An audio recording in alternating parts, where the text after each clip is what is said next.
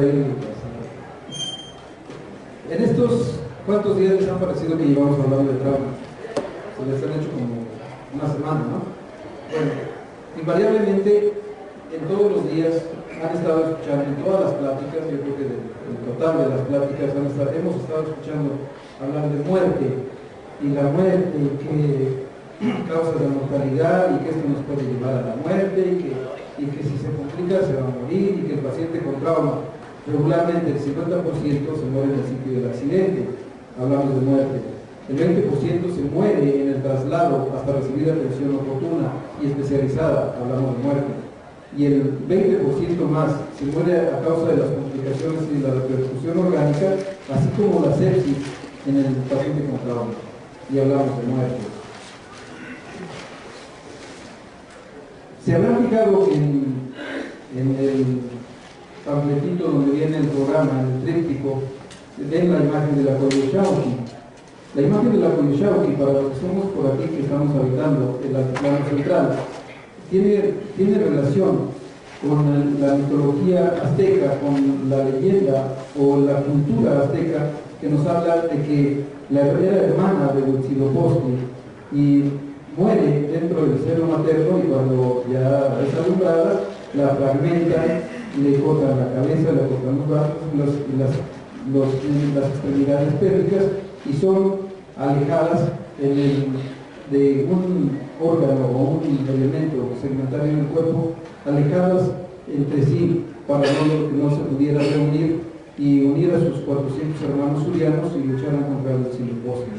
Particularmente la imagen de la Coyolxauhqui, por aquí cuando tengan oportunidad vayan al Templo Mayor y les van a explicar mejor lo que podemos hacer ahorita en 2 minutos, pero está la simbología de lo que es la sangre preciosa. La sangre preciosa, como le llamaban los aztecas, era lo que da vida, lo que da el ánima, lo que alienta el espíritu de la vida. Si vemos acá la alegoría que tienen en Itax en Estados Unidos, es para los cuidados internacionales de trauma, toma el hombre perfecto. ¿De quién es? De por allá, del cercano al medievo, de Leonardo, el Da Vinci, en el que el hombre perfecto, el individuo phantom, que es el que todos quisiéramos tener en el quirófano, 70 kilos, unos 72 de altura, con el volumen sanguíneo circular sin ningún problema de alteraciones de perfusión, y lo fragmentan para tomarlo como un logo, como un símbolo de lo que es el cuidado del paciente traumatizado. Afortunadamente nosotros tenemos aquí en la Coyolxauhqui esa presencia del trauma y la simbología de la muerte. A consecuencia de la fuga del líquido precioso, de la sangre preciosa, de la sangre, tenemos la presencia de la muerte. Igualmente, Mictlantecuhtli y su esposa querida Mictecacihuatl y las 9 dimensiones del Mictlán. Tenemos la presencia de la muerte, y generalmente el anestesiólogo siempre está en el hálito de la muerte. Somos, como diría en algún tiempo, parafraseando al extinto Papa Juan Pablo II, el médico se convierte en un ángel de la vida o de la muerte, en relación a su discurso con referencia a lo de los trasplantes. Tenemos deidades dentro de la cultura prehispánica que nos hablan de la dualidad, del equilibrio y de la sobriedad que mantienen ellos para estarnos esperando. Entonces, ustedes, anestesiólogos, son los que están realmente con el alcance a mano de una jeringa, de una sensación y del criterio y el juicio del cerebro, en el que podemos hacer llegar o evitar y alejar a la muerte. Hablando de trauma y riesgo, se habla de todas las causas de mortalidad. Es una de las primeras causas, si no es la primera causa de mortalidad del país. No tiene vacunas, no tiene probablemente todavía programas establecidos de atención de manejo inicial, capacitación de los médicos desde las escuelas, de las formaciones de los médicos, y no solamente médicos, sino las preparatorias, y todas las ramas de las profesiones deben ser programados para atender trauma. Cifras van y cifras vienen, pero particularmente, ¿qué es lo que hacemos? Esto es una imagen cotidiana que ustedes ven en la calle. Una niña de aproximadamente 8 años que va parada en el asiento delantero y sacando la cabeza por el quemacocos. O ahora, los pacientes que nos están llegando al hospital de traumatología y desgraciadamente los que salen más dañados, uno es el que sale proyectado y el otro, al niño que lleva aquí en medio, que nosotros le hemos dado a llamar ya como la lesión tipo sándwich. Esa todavía no la describen en los libros de texto de trauma, pero nosotros ya tenemos pacientes que van aquí. A veces van colgados aquí o a veces van acá, pero vean cómo estamos dándole la oportunidad a que aquella señora grande de las que luego tienen por ahí una iglesita de la Santa Muerte se nos vaya presentando en los quirófanos. En 2010, en la publicación de la Revista Mexicana de Anestesiología, hay una publicación respecto a lo que es la actitud del grupo quirúrgico en caso de muerte en quirófano, pero no nos dan una receta de cocina, ni nos dan lineamientos, ni guías prácticas de aplicación en el momento para esconder datos, que es lo que habitualmente quisiéramos hacer. ¿Por qué? Porque hablaríamos de error. El error nos podría estar llevando también a dar condiciones de presencia de muerte. Y realmente nosotros como médicos, como personas, como individuos civiles, ¿estamos preparados para enfrentar la muerte perioperatoria? ¿O voy a ser víctima del sentimiento que puede llevar la frustración de no salvar esa pequeña línea o delgada línea de entre la vida y la muerte? En el perfil del anestesiólogo, obviamente somos médicos titulados en medicina con cédula profesional, cédula de especialidad, subespecialidades, cédulas de consejo de especialidad, y estamos afiliados a una asociación, a un colegio o a una sociedad en la que nos estamos actualizando. Y particularmente tenemos en nuestra currícula estudios de tanatología. Víctor Tecuti, que también está ahí en el Museo del Templo Mayor, está esperando que compartamos con él nuestras experiencias para ver cuál es la posibilidad de que me ilumine para poder salvar vidas.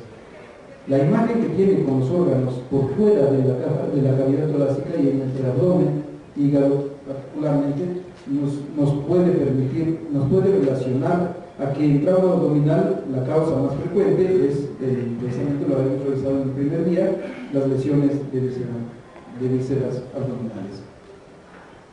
Hablábamos de lo que es la muerte en trauma. Muerte en trauma a consecuencia de hemorragia. Muerte por una falta de permeabilidad de vía aérea. Se presenta la condición, no puedo ventilar, no puedo intubar, no puedo diferir el procedimiento anestésico. Pero que pasa el tiempo, pasa el intento y no pude intubar ni establecer la vía aérea. ¿De qué les está hablando? De la presencia de la señora. Sí. Luego, esa señora que dice que la muerte. Como personas tenemos que entender que la muerte es un enigma cruel e indescifrable.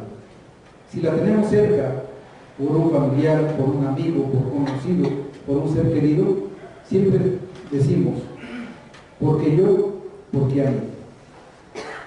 Aquí hay un chiste que ustedes saben, ¿no? La gente llega, visita, cuando yo me voy a dar, prefiero que si tú te enfermas, cuando yo esté casi por morir, prefiero irme yo primero, sí. Cuando llega y toca, ¿quién es? Bueno, la muerte vengo porque ya no traigo el aparato. ¿Qué sucede en la muerte? Nos hemos puesto a pensar. Usted lo sabe, lo siente, lo enfrenta. Y hay que tener en consideración en esta parte que tenemos muerte en vida. Muerte en vida, ¿por qué? Porque no soy un médico comprometido con mi paciente, no soy un médico comprometido conmigo mismo, no me he encontrado, no sé lo que quiero, no sé lo que puedo hacer, no conozco realmente mis capacidades de desarrollo. El equipo de salud observa la muerte desde fuera. ¿Qué es lo que hacemos? Reanimaciones que, a pesar de las guías de práctica clínica, a pesar de los lineamientos de la NIOR, de los lineamientos europeos de reanimación, intentos de reanimación, han estado ustedes en un escenario de cuando sobreviene un evento adverso de este tipo de situaciones en los que por lo menos el líder del equipo de reanimación sigue tratando de recuperar esa fuerza vital al paciente que se ha perdido ya hace más de 25 minutos. Los lineamientos hablan, y les denle una revisada, pero se van a dar cuenta que el sentido común o la responsabilidad de la persona que está liderando sigue empecinado en tratar de recuperar esa vida que ya está fuera del cuerpo del paciente. Ser empecinado en determinar y comprobar cuáles fueron las causas de la muerte lleva a la perfección. ¿Quiere decir que no me va a volver a ocurrir? ¿O quiere decir que todos los que participamos en el momento de reanimación no vamos a volver a presenciar un caso así? No, va a volver a suceder, pero realmente me va a dejar enseñanza. Me dejó como punto de partida para que yo me vaya a recapacitar, a repasar, a ver dónde estuvo la situación errónea que llevó a condición de muerte, porque ya sobrepasó los límites del hospital, lo recogió una ambulancia, lo llevó un paramédico, se gastó el estrés de esas personas, llegó a las urgencias, llegó a choque, llegó al quirófano y fue mucho estrés y se me quedó en el quirófano. Entonces, ¿qué causa ha provocado la muerte? Hay muchos conceptos de la muerte, concepto filosófico. Es una separación del principio vital o animación, refiriéndose a que ánima es el alma de la muerte, y es la pérdida irreversible de la personalidad. Persona, como diría Descartes. La persona en sí es lo que cuenta, lo que traemos encima, y lo que lucimos es solamente un envoltorio prácticamente. Los estándares fisiológicos generales a nivel científico hablan del cese irreversible de las funciones respiratorias y circulatorias o pérdida irreversible de las funciones cerebrales. ¿Cuál es el objetivo principal de un anestesiólogo en un quirófano? Lo decíamos y lo resumíamos en 2 o 3 palabras: perfusión tisular. O criterio operacional o tecnológico. Valoraron expresiones tales como: la muerte es una ausencia de contracción cardíaca, ausencia de respiración. Ya no le insistas, hermano, ya no le insistas, ya el corazón ya no tiene, la bomba ya no tiene agua. Diría el doctor Nami hace rato, ya no le llega el agua al tinaco, ¿no? Pero particularmente es una ausencia de circulación sanguínea con ausencia de reflejos. No nos vamos a meter ahorita en ver los lineamientos y determinaciones de lo que es muerte cerebral. O hay criterios específicos y criterios mecánicos manifestados por el pulso, latido cardíaco, presión arterial, estímulo doloroso, respuesta a la luz, etc. Probablemente ese paciente ya está pasando el río y viendo la luz de frente, como aquí. La muerte. Muerte es lo contrario a la vida. ¿Qué es lo que hacemos en el quirófano diario? ¿Me preparo para enfrentar a la muerte o me preparo para garantizar la vida? Es una disyuntiva, es una dicotomía, es una dualidad de discernimiento personal. En el concepto médico legal dice que la muerte es la detención del proceso que preserva la integridad física del cuerpo. Pero esa integridad física probablemente ya la perdimos por una amputación traumática en el sitio del accidente. Entonces nos iríamos al concepto espiritual, hasta que el ánima o hasta que el alma deje el cuerpo, el espíritu descansa. La muerte obviamente es un fenómeno multifacético, pero la percepción de este evento es diferente desde el punto de vista del médico. El médico lo ve, no ve más que se le fue, ¿no? Sí, te fijaste, al más que se le fue otro, hombre, ya hay una rayita más a la microscopio. Entonces, desde el punto de vista del agonizante, el paciente que agoniza en un hospital, del familiar que lo atiende, de la carga emocional, no la carga física ni el gasto económico, sino la carga emocional que le va a brindar a ese moribundo. O la de un traumatizado consciente que bajo el influjo de las drogas se aventó de un segundo o de un primer piso. No tiene esa visión de la muerte. Entonces, cuando sobreviene este espacio de que es muerte, ¿cuáles son las bases por las que se atraviesa en todo momento y todas las personas que están cerca de ella? Rechazo de afrontar la situación, coraje, cólera, porque la amenaza mortal le afecta a él, le atañe a él o a ella, hablando del personal médico. ¿Por qué a mí? ¿Por qué no en la sala del frente? ¿O por qué no ayer? ¿O por qué no en la noche? Y luego comienza uno con una situación personal de regateo, con esas fuerzas desconocidas que para algunos es fuerza superior, es Dios, es mi maestro, es mi mentor, es mi coach, es mi coaching, o quien sea. pero es una fuerza externa que está fuera de mí y que me está diciendo que ese destino está asignado para mí, para sufrir y para vivir esa experiencia de ese fin no esperado. Entra una fase de depresión, y muchos lo hemos pasado por esa situación, pero como dirían, con optimismo lo tenemos que ver filosóficamente diciendo, decir, ya no me vuelve a pasar, no me vuelve a pasar, pero mañana no. Entonces, esa depresión pudiera ser que me llevara a mí como entidad del equipo de salud, de atención, de pacientes que están esperando que yo esté al 100% de mis facultades, inducirme un estado de realidad superflua y de mentiras, meterme drogas, tomar alcohol, tomar un chochito para descansar, y ahí comenzamos nuestra carrera por la adicción. Y viene después la aceptación. ¿Les ha tocado alguna vez en sus quirófanos que tienen un evento de este tipo? Va terminando la cirugía y el cirujano dice, doctor, es que vamos a pasarnos a otra sala porque mire, si no vamos a alcanzar a sacar la otra cirugía después de un evento de este. Hagan conciencia y hagan sus equipos de trabajo en cada uno de sus hospitales. Compañero que ha tenido un evento de este tipo, obviamente, ¿qué es lo que necesita? Sacar la otra cirugía o meter un rato de descanso y de pausa emocional. 5 horas. ¿Cuál es la segunda víctima de un evento de muerte? Tanto en quirófano o de muerte cercana. La segunda víctima. ¿Cuál es la segunda víctima? El médico. ¿Por qué? Porque entramos en esa dicotomía, decíamos, de una dualidad de percepción nerviosa en la que me puede decir la duda, bueno, ¿qué fue lo que hice mal? Estoy pensando que el familiar, el médico, el director me va a reclamar, hago una fase de angustia, tengo la culpa, yo tengo la culpa, tuve la culpa, nadie más tuvo la culpa que yo, me van a demandar.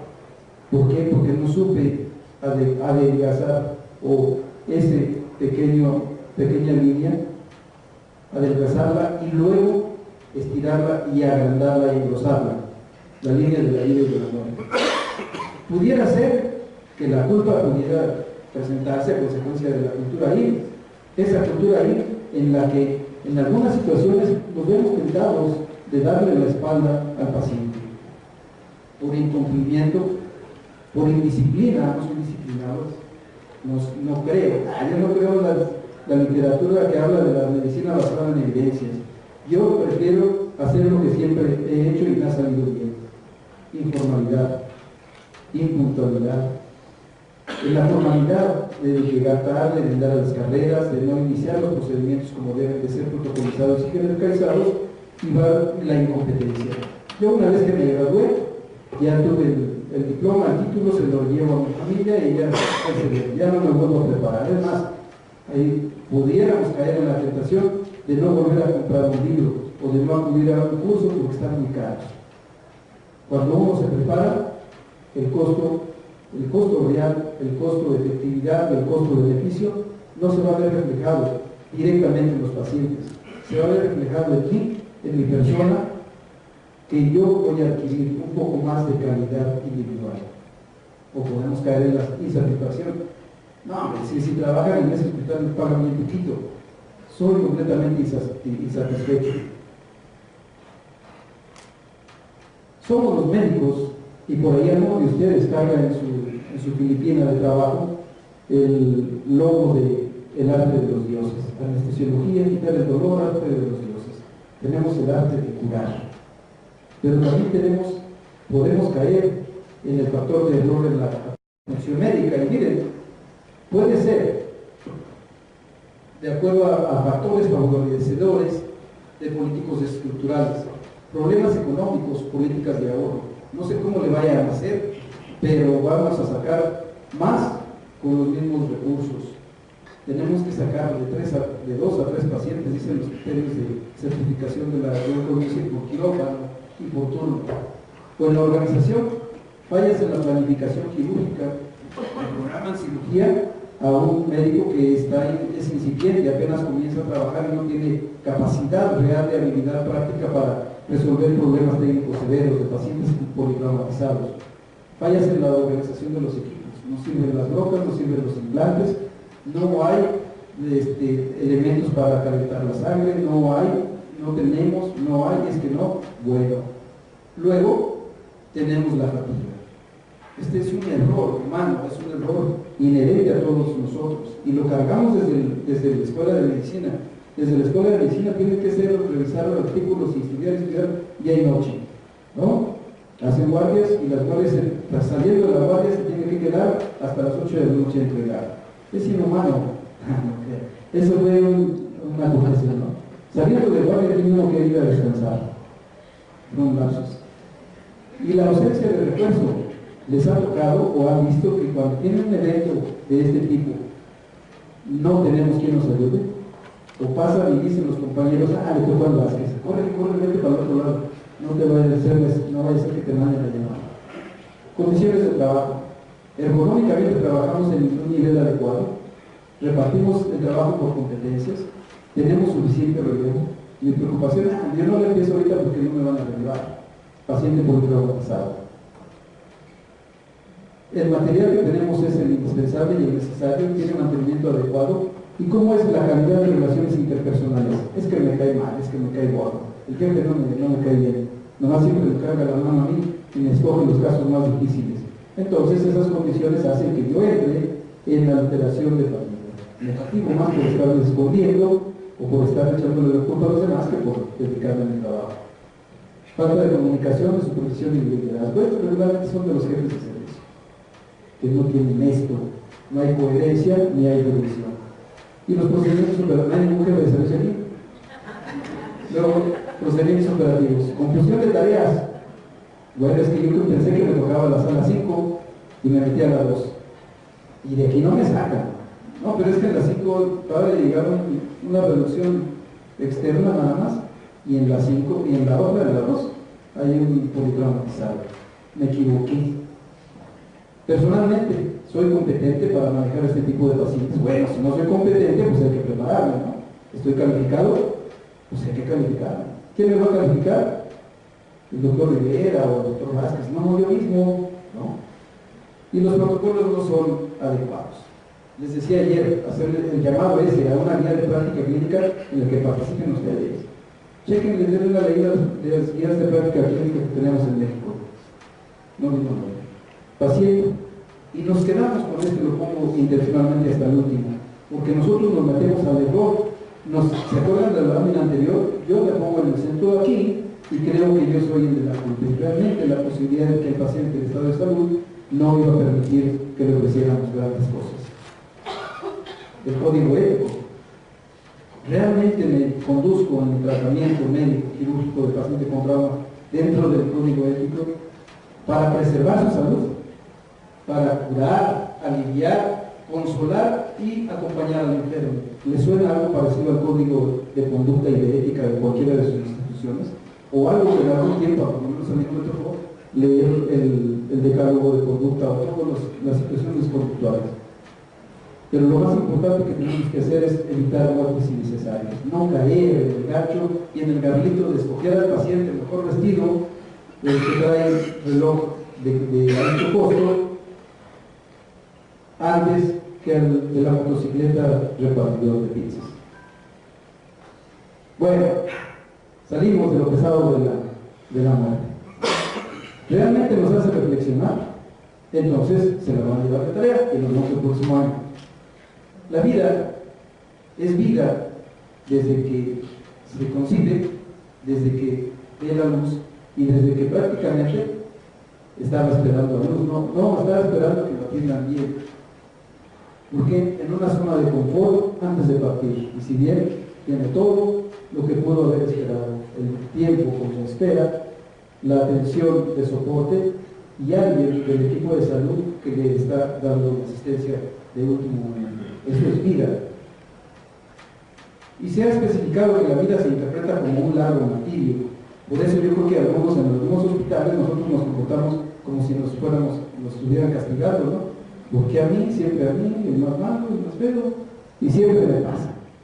Y entonces nos comportamos como trabajadores de la salud como un mártir.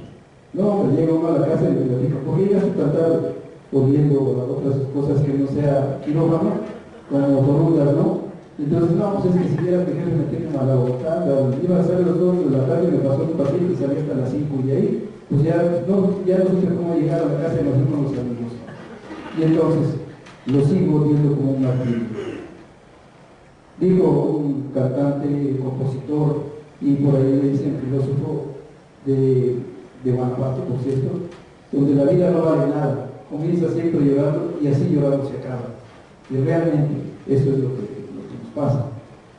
Pero ya los filósofos antiguos lo mencionaban y lo hacen sentir, lo hacen saber, que Platón escribió por ahí en algún tiempo, si es que es cierto que escribió, no hay evidencia de la literatura, pero dice: la óptima salud se logra con la responsabilidad generada por el automovimiento y una recta conducta de vida que apetece la felicidad.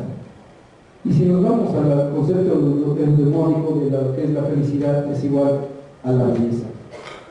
Y entonces Aristóteles también le mienta de su rojo pecho y dice que el movimiento de la vida está causado por el ambiente circundante que le hace posible el respirar, crecer, percibir sensorialmente, y esto es la esencia de la vida.